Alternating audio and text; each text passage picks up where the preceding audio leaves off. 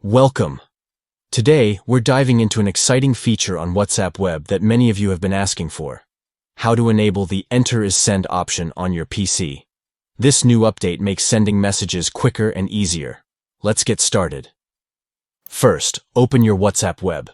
If you haven't already, simply scan the QR code using your phone and you'll be connected in no time.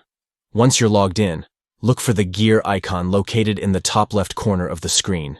This icon represents the Settings menu, where you can customize your WhatsApp experience.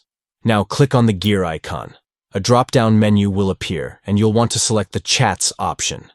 This section lets you tweak various chat settings to suit your needs. Finally, look for the Enter as Send toggle. When you find it, simply enable this option. With this setting activated, pressing the Enter key will send your messages instantly, making your conversations flow faster and smoother.